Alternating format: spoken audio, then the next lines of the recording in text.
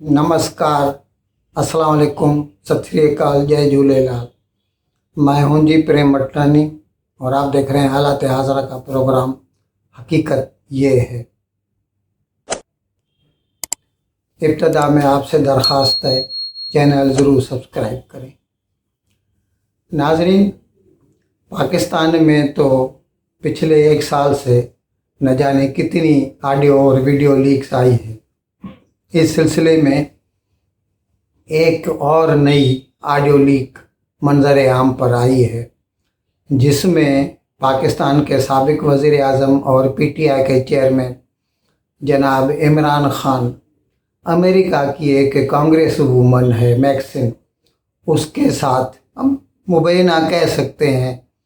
वैसे अभी तक उसने इसके बारे में तरदीद नहीं की है, इसीलिए हम यही समझेंगे कि ये सच पर मुबनी है। खैर, हम अर्ज़ कर रहे थे कि इमरान खान की एक ऑडियो मंजर आम पर आई है, जिसमें वो अमेरिका की एक कांग्रेस वूमन मैक्सिन से बात कर रहे हैं और उसमें वो अपनी हुकूमत जाने का जो है ना रोना रो रहे हैं और उसके आगे अपना केस पेश कर रहे हैं। जैसे कि वो जो मैक्सिन है ना, वो पाकिस्तान की अख्तियार आला है और वो अगर एक बार इमरान खान की बात मान जाए तो इमरान खान वापस वज़ीर आज़म बन सकता है।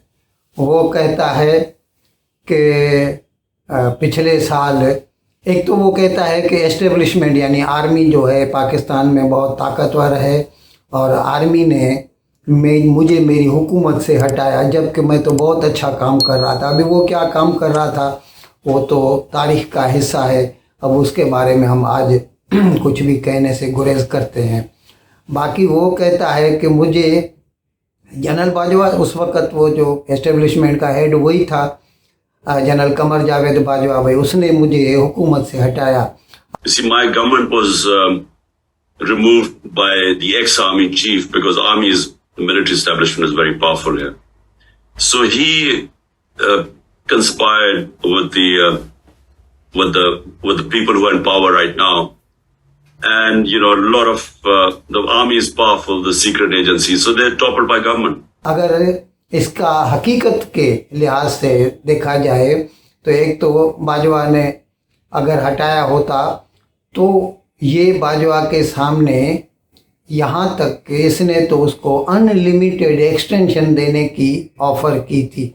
ये पिछले साल मेरे ख्याल में 7 मार्च को इसके ख़िलाफ़ नो कॉन्फिडेंस मोशन जमा करा गया था और 8 या 9 तारीख को ये बाजवा से मिला था और उसको ये इसने ऑफ़र की थी। ये जनरल नदीम अंजुम जो आजकल ISI का डायरेक्टर जनरल है, उसने एक प्रेस कॉन्फ्रेंस में कहा था और उसका भी मैं कहता हूँ इमरान खान ने कोई भी उसकी तरदीद नहीं की थी। लेकिन अभी इसका अपना रवैया कैसा रहा है जब से इससे पीएमशिप छीन ली गई। पिछले साल 9 अप्रैल की बात कर रहे हैं, इसने धड़ाधड़ जलसे शुरू कर दिए।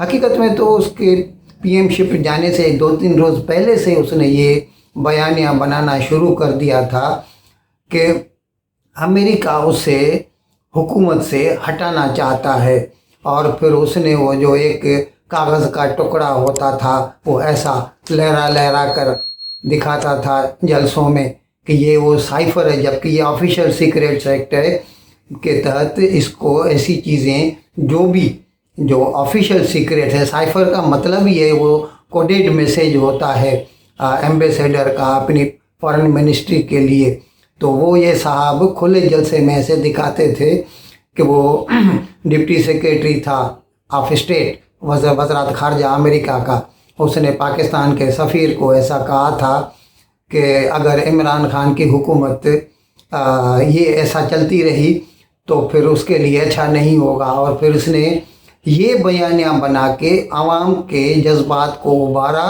और उन्हें ये कहना शुरू कर दिया कि क्या पाकिस्तानी अमेरिका के अहकामात पर चलेंगे। अगर पाकिस्तान को हकीकी आज़ादी चाहिए तो पाकिस्तान को अमेरिका को ना कहना सीखना पड़ेगा।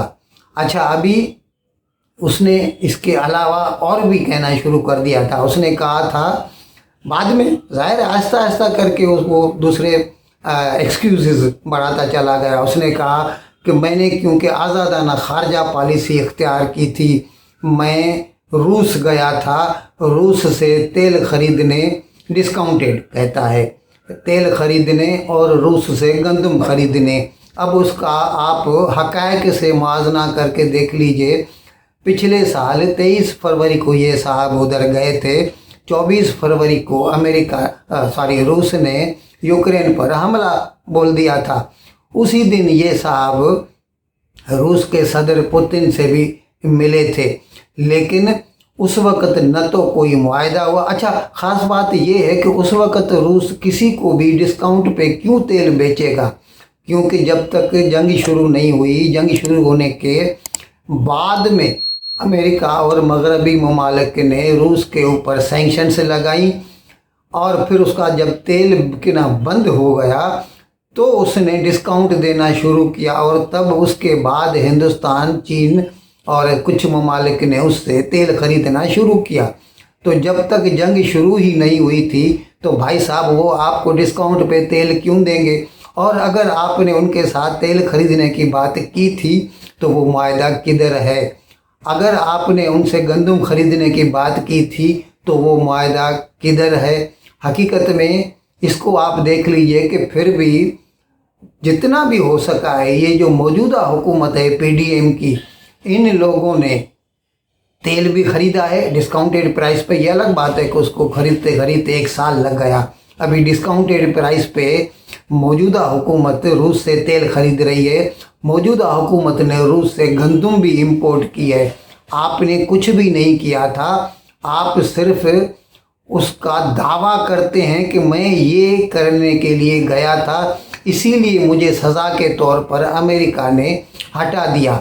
अब हम आपसे ये पूछते हैं कि अगर अमेरिका ने आपको हटा दिया तो मेरे भाई आप फिर अमेरिका से ये क्यों अपील करते हैं कि आप कोशिश कीजिए ताकि मेरी हुकूमत वापस आ जाए। आप सीधा सीधा बोल दीजिए कि आपका कसूर है, आपने मुझे हटाया है। आप कौन होते हैं? आपको तो हकीकी आज़ादी चाहिए थी, जिसके लिए आपने कौम के कितने लोगों की जानें गंवाई हैं, कितने फसादात करवाए हैं पिछले 1 साल से, और ख़ुद अपनी कौम को अपनी ही आर्मी के ख़िलाफ़ लाके खड़ा कर दिया है।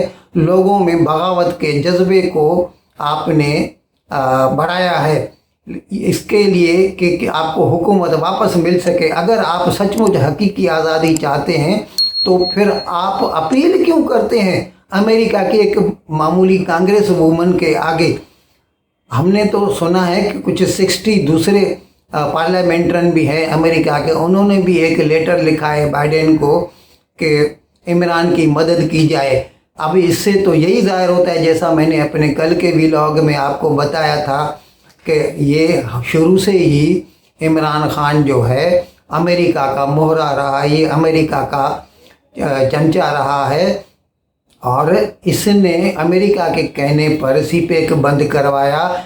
इसके कहने पर इसके वक्त में जनरल सलीम बाजवा जो है सीपेक का चेयरमैन था, और कुछ $26 बिलियन खर्चा हो गया और सीपेक कुछ बना ही नहीं पाकिस्तान में। उसके बाद वो इतना पैसा खा के पाकिस्तान से भाग गया आसिम सलीम बाजवा, और फिर उसने जाके कनाडा और अमेरिका में पापा जान का जो पिज़्ज़ा ग्रुप है, वो चेन ऑफ होटल्स निकाला।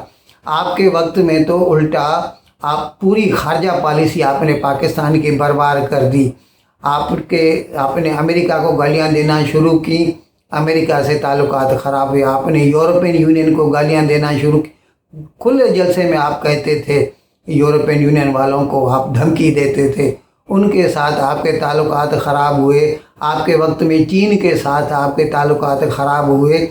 फिर आप किस बात की अपनी तारीफ़ करते हैं कि आपको अभी अमेरिका आके मदद करे? अगर आप सचमुच हकीकी आज़ादी चाहते हैं। अच्छा, आपने इसने इमरान खान ने तो ये तक कहना शुरू किया था कि मुझसे अमेरिका ने अड्डे मांगे, यानी जब से वो 15 अगस्त 21 को अफ़गानिस्तान से अमेरिका चला गया और तालिबान हुकूमत में आ गया, तो ये कहता है कि अमेरिका ने मुझसे अड्डे मांगे मिलिट्री के लिए, तो मैंने इनकार कर दिया। जबकि हकीकत ये थी, वो जो प्रेस वाला जिसने इससे ये सवाल किया था वो एक मफरूज़ा था कि अगर सपोज़ अमेरिका आपसे अड्डे मांगता है तो आप क्या करेंगे।